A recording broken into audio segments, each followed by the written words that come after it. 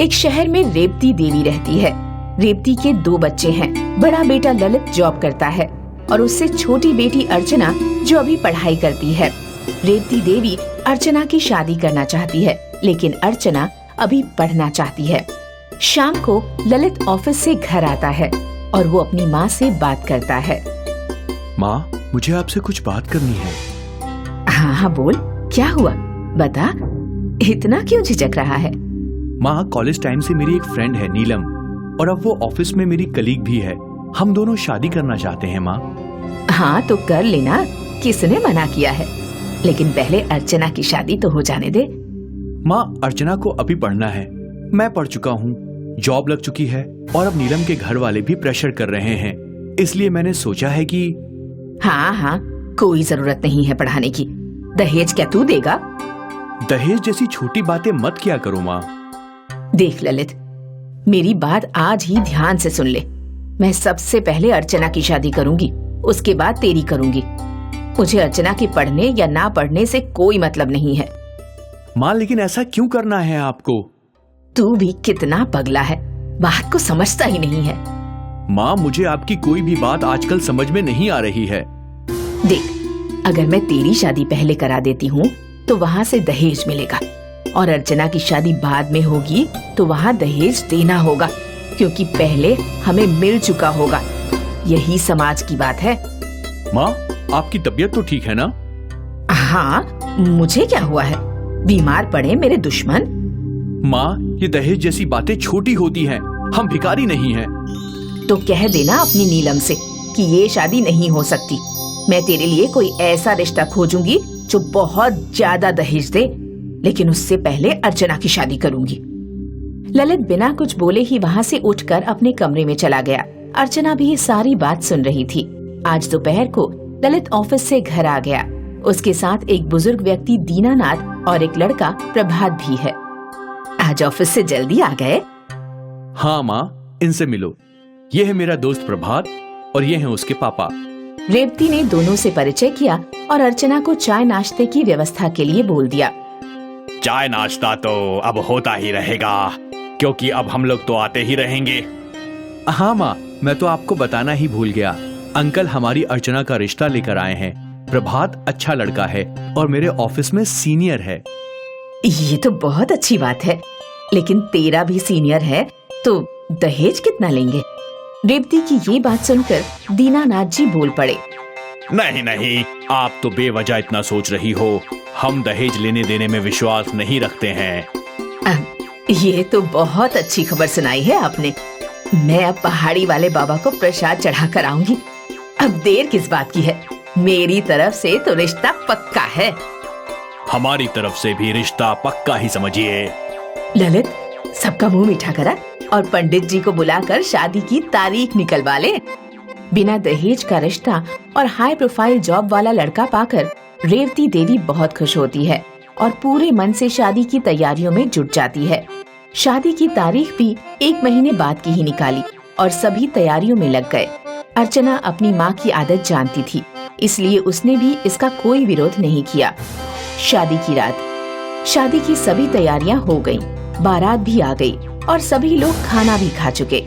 रेवती देवी की खुशी जयमाला के वक्त देखने लायक थी, क्योंकि बिना दहेज का रिश्ता मिलना मुश्किल था। अब वक्त आया फेरों का और सभी लोग दुल्हन के साथ मंडप में उपस्थित हो गए। पंडित जी ने भी मंत्र पढ़ने शुरू कर दिए। रुको। क्या हुआ दीनानाथ जी, अभी समय नहीं हुआ है क्या? मैं कहना चाहता था कि आप अपनी बेटी को दे रहे हो, वो अभी ले जाओ ताकि समाज भी देख ले। क्या मतलब है आपका? आपने तो कहा था कि आप दहेज नहीं लेते हैं। ये सब कहने की बात होती है, क्योंकि हर व्यक्ति जानता है कि लोग अपनी बेटी को बिना मांगे भी देते हैं। ये हमारा आपसी मामला है, आप अभी शादी हो जाने दीजिए, बाद में बात करते हैं। माफ करिए, ये फैसला अभी होगा, वरना बारात वापस जाएगी। ये बहुत गलत है। दहेज लेना भीख मांगने के समान है। इससे बड़ा कोई पाप हो ही नहीं सकता। रेवती दहेज के विरोध में वकालत करने लगी। तभी ललित भीड़ से बाहर निकल कर आया। माँ, आप जो भी दहेज के बारे में बोल रही हैं, क्या वो सच है? हाँ हाँ, बिल्कुल सच है। और इन्हें शादी तो करनी होगी। माँ, आपको याद है ना, आपने मेरी और नीलम की शादी क्यों नहीं होने दी थी? वो अलग बात है। नहीं माँ, वो अलग नहीं है। जिस दिन आपने मुझे बिना दहेज के शादी के लिए मना किया था, तो मैंने अगले दिन पार्क में प्रभात और नीलम को मिलने के लिए बुलाया। तीनों पार्क में जाकर एक बेंच पर बैठ गए। तुमने इतनी इमरजेंसी में हमें यहाँ क्यों बुलाया है? सब ठीक है ना? हाँ यार, बता बात क्या है। माँ ने बिना दहेज की शादी के लिए मना कर दिया है, इसलिए पहले बहन की शादी करेंगे ताकि दहेज न देना पड़े और मुझे मिल जाए। अच्छा, तो ये बात है। ललित, उनके मन में जो धारणा है उसे बदलना होगा। लेकिन बातों का उन पे कोई असर नहीं होगा। कोई नहीं, हम बातें नहीं, प्रैक्टिकल करके दिखाएंगे। और एक बात और, मैं बहुत दिनों से जो कहना चाहता हूँ। हाँ बोलना। अर्चना से मैं शादी करूंगा, वो भी बिना दहेज के। लेकिन पहले आंटी को इसका एहसास कराएंगे कि दहेज कितना गलत होता है। लेकिन ये करेंगे कैसे? मेरे पास एक आइडिया है। माँ, ये हमारी प्लानिंग थी और आपको अपनी सोच अब बदलनी ही होगी। हाँ बेटा, मेरी आंखें खुल गई। दहेज के समय एक माँ बाप के दिल पर कितना बोझ आता है, मुझे समझ में आ गया। अब मैं तेरी शादी भी नीलम से करूंगी, वो भी बिना दहेज के। हाँ हाँ समधिन जी, लेकिन पहले प्रभात और अर्चना की शादी तो हो जाने दीजिए। सभी लोग ठहाका मारकर हंसते हैं और दोनों की शादी हो जाती है। फिर नीलम और ललित की शादी की भी तारीख पक्की हो गई। दोस्तों, जिस प्रकार ललित और उसके दोस्तों ने पुरानी गलत परंपराओं को बहुत ही समझदारी से खत्म किया, उसी प्रकार हर युवा को आगे आना होगा। आकांक्षा का परिवार ऋषिकेश में रहता था। आकांक्षा का ग्रेजुएशन कंप्लीट होने के बाद उसके पापा सुरेंद्र ने उसकी पढ़ाई बंद करा दी। आकांक्षा की माँ ने उसके पापा से कहा, सुरेंद्र, आकांक्षा की पढ़ाई अभी बंद कराना ठीक नहीं। जब तक उसकी नौकरी कहीं नहीं लग जाती, हमें उसे पढ़ाते रहना चाहिए। आकांक्षा को नौकरी करने की जरूरत नहीं पड़ेगी। यादव जी का लड़का राहुल पुलिस में लग गया है। तुम तो जानती ही हो, मैं और राकेश यादव कितने लंबे समय से दोस्त हैं। मैंने आकांक्षा की शादी राकेश के बेटे से तय कर दी है। नौकरी लड़के की लगी है। लड़के के आत्मनिर्भर हो जाने से हमारी लड़की आत्मनिर्भर नहीं हो जाएगी, और फिर भविष्य का क्या पता। ये तुम क्या बकवास कर रही हो?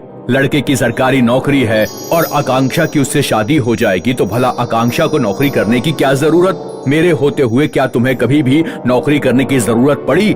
बताओ मुझे। सुरेंद्र ने अपनी पत्नी का मुंह बंद कर दिया और कुछ दिनों बाद शादी की पक्की बात करने यादव जी के घर पहुंचा।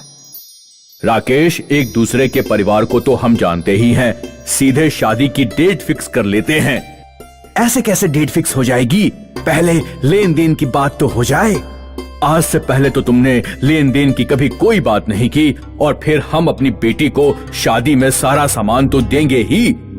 हमारा लड़का सरकारी नौकर है तो लेन देन की बात तो होगी ही। हमें सामान के साथ एक कार और 10 लाख रुपए नगद चाहिए। सुरेंद्र ने किसी तरह कार का इंतजाम तो कर दिया, लेकिन वह नगद कैश सिर्फ 7 लाख ही दे पाया। जैसे तैसे शादी तो हो गई, लेकिन शादी के दौरान राकेश का परिवार मुंह फुलाए रहा। शादी के बाद भी आकांक्षा को आए दिन अपने ससुराल में ताने सहने पड़ते। उसका पति राहुल उसे पैसों के लिए परेशान करता रहता। तुम्हारे पापा ने शादी में हमें सिर्फ 7 लाख रुपए ही दिए थे। तुम्हारे पापा की आधी सैलरी हर महीने मुझे चाहिए। क्या तुम्हारा दिमाग ठीक नहीं है? मेरी एक छोटी बहन है, मेरे घर पर भी तो खर्चे हैं। क्या उन लोगों को पैसे की जरूरत नहीं है? ये सब कुछ मैं नहीं जानता। पैसे लेकर आओ अपने घर से, वरना मैं तुम्हें तलाक दे दूंगा। आकांक्षा की शादी ना टूटे, इसलिए उसके पापा ने अपनी सैलरी का कुछ हिस्सा आकांक्षा के पति को देना शुरू कर दिया। लेकिन एक दिन आकांक्षा के पापा का एक्सीडेंट हो गया। इलाज में बहुत खर्चा हुआ, लेकिन सुरेंद्र बच नहीं पाया। आकांक्षा की माँ के ऊपर मुसीबतों का पहाड़ टूट पड़ा। उन्हें छोटी बेटी की पढ़ाई का खर्चा उठाना था और साथ में घर का खर्चा तो था ही। इनकम का कोई सोर्स नहीं था। सारे पैसे सुरेंद्र के इलाज और आकांक्षा की शादी में खर्च हो चुके थे। आकांक्षा की माँ के दिमाग में एक आइडिया आया। उनका घर बिल्कुल रोड पर था और हर साल ऋषिकेश में बहुत से टूरिस्ट घूमने आते थे। आकांक्षा की माँ ने घर को ही एक रेस्टोरेंट में बदल दिया। माँ अपनी छोटी बेटी के साथ मिलकर रेस्टोरेंट चलाने लगी। एक दिन आकांक्षा रोती हुई अपने माँ के पास आई। क्या हुआ आकांक्षा? क्या ससुराल वालों ने फिर से तुम्हें परेशान किया? माँ, राहुल ने मुझे तलाक दे दिया है। काश शादी होने से पहले मैं अपने पैरों पर खड़ी हो गई होती तो आज मुझे किसी के ऊपर बोझ नहीं बनना पड़ता। बेटी, जो हो चुका उसे याद करके परेशान होने से कोई फायदा नहीं। राहुल और उसके परिवार ने तुम्हारे साथ जो किया है वो उसका परिणाम जरूर भुगतेंगे। तुम हमारे साथ हमारे रेस्टोरेंट में हाथ बटाओ। अगर रेस्टोरेंट अच्छा चलने लगा तो हम आत्मनिर्भर बन जाएंगे। आकांक्षा भी अपनी माँ के रेस्टोरेंट में काम करने लगी। रेस्टोरेंट में बहुत कम लोग आ रहे थे। एक दिन आकांक्षा ने अपने और अपने परिवार पर हुई आप बीती पर एक आर्टिकल लिखकर एक न्यूज़पेपर की ईमेल आईडी पर सेंड कर दिया। आकांक्षा ने वो आर्टिकल महिलाओं को जागरूक करने के लिए लिखा था और उसमें बताया था कि शादी से पहले महिलाओं को अपने पैरों पर खड़ा होना कितना जरूरी है। वो आर्टिकल न्यूज़पेपर में छप गया और लोगों को बहुत पसंद आया। सहानुभूति दिखाने के लिए लोग आकांक्षा की माँ के रेस्टोरेंट पर उमड़ पड़े। उस आर्टिकल के द्वारा उनके रेस्टोरेंट की अच्छी पब्लिसिटी हो गई। बहुत से टूरिस्ट उनके रेस्टोरेंट में आने लगे और रेस्टोरेंट से अच्छी कमाई होने लगी। उधर राहुल ने ढेर सारा दहेज लेकर दूसरी शादी कर ली थी। फिर उसने अपनी दूसरी पत्नी को भी उसी तरह छोड़ने की कोशिश की जैसे आकांक्षा को छोड़ा था। लेकिन राहुल की दूसरी पत्नी के घर वालों ने राहुल के ऊपर दहेज प्रथा का केस ठोक दिया। एक दिन राहुल आकांक्षा के रेस्टोरेंट में आया। आकांक्षा, मुझे माफ कर देना, मैंने तुम्हारे साथ बहुत गलत किया। मेरी दूसरी पत्नी ने मेरे ऊपर दहेज प्रथा का केस लगाया है। उसने मेरे परिवार पर बहुत झूठे आरोप भी लगा दिए हैं। तुम मेरी तरफ से गवाही दे दो तो शायद मैं केस जीत जाऊं। मैं तुमसे वादा करता हूं कि अगर मैं केस जीत गया तो मैं तुम्हें वापस अपने घर बुला लूंगा और कभी नहीं छोड़ूंगा। अब मैं तुम्हारे ऊपर निर्भर नहीं हूँ। मैं अपने पैरों पर खड़ी हो चुकी हूँ। तुम जैसे लालची लोगों को अपने कर्मों का फल भुगतना ही चाहिए। मैं गवाही बिल्कुल नहीं दूंगी। राहुल और उसके परिवार को दहेज लेने के जुर्म में जेल हो गई। उधर आकांक्षा और उसकी माँ ने अपना बिजनेस बढ़ाने का फैसला किया। उन्होंने शहर में 2 जगह और रेस्टोरेंट खोले और उनमें महिलाओं को ही काम पर रखा। आकांक्षा और उसकी माँ अपने शहर में कई महिलाओं के लिए प्रेरणा का स्रोत बन गई।